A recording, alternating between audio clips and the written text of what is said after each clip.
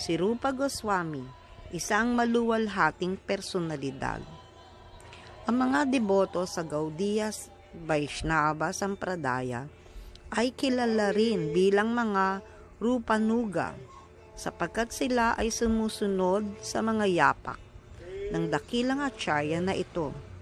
Si Rupa Goswami ay isa sa pangunahing alagad ni Panginoong Chaitanya at kasama ng kanyang kapatid na si Sanatan Goswami, sila ang responsable sa pagpapalaganap ng mga aral ni Panginoong Chaitanya sa malalayong lugar.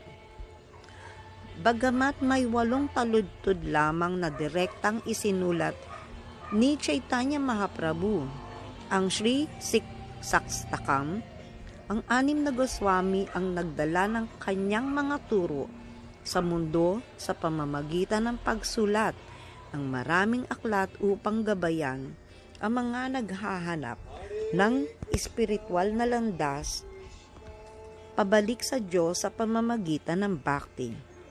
Sa espiritual na kaharian, si Rupa Goswami ay si Rupa Manjari, isang napakahalagang lingkod ni Srimati Radharani. Dahil dito, sinabi ni Narottam Das Thakur na upang maunawaan natin ang maluwalhating lila o paglilibang ni Sri Radha at Krishna, kailangan maglingkod tayo sa banal na lotus na mga paa ni Srila Rupa Goswami nang may buong pananabik at katapatan upang matanggap ang kanyang biyaya. Sa Nectar of Devotion, binibigay sa atin ni Srila Rupa Goswami ang isang malinaw na paglalarawan kay Krishna bilang pinagmumulan ng lahat ng kaligayahan. Sa kanyang Bhakti Rasamrita Sindhu Nectar of Devotion 26, ang edad ni Krishna ay itinuturing na may 3 yugto, mula sa araw ng kanyang pagsilang hanggang sa pagtatapos ng kanyang 5 taon ay tinatawag na Kaumara.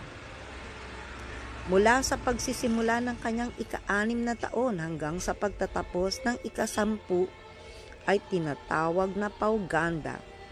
At mula sa 11 taon hanggang sa pagtatapos ng 15 taon ay tinatawag na Kaisora. Pagkatapos ng kanyang 16 na taon, si Krishna ay tinatawag na Yauvana o isang ganap na kabataan. At ang yugtong ito ay nagpapatuloy ng walang pagbabago. Kung pag-uusapan ang mga transcendental na lila o paglilibang ni Krishna, karamihan sa mga ito ay nagaganap sa mga yugto ng Kaumara, Pauganda at Kaisora.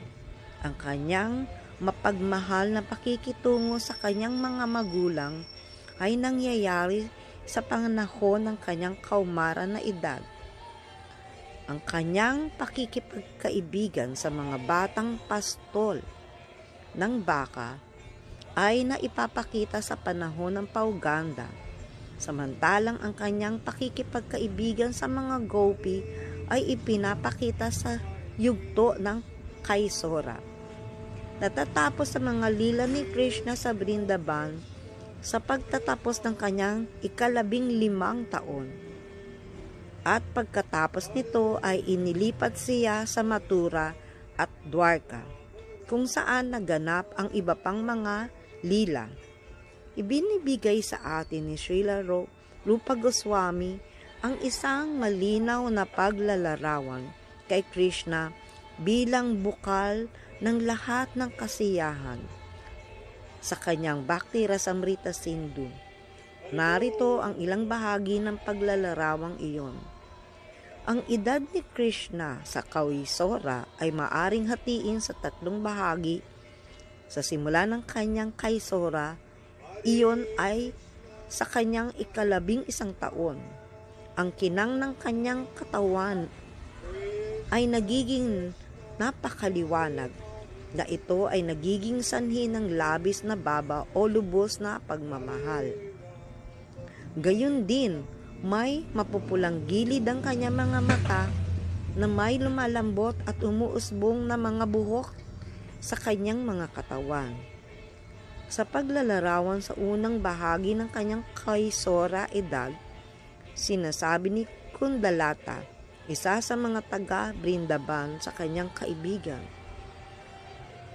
"Kaibigan ko, nakita ko lamang ang isang pambihirang kagandahan na lumilitaw sa katauhan ni Krishna.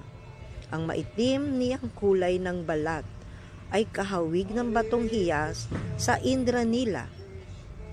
May mapupulang baka sa kanyang mga mata at may maliliit at malalambot na buhok na tumutubo sa kanyang katawan. Ang paglitaw ng mga tandang ito ay lalong nagpatingkad sa kanyang kagandahan." Laribol, laribol.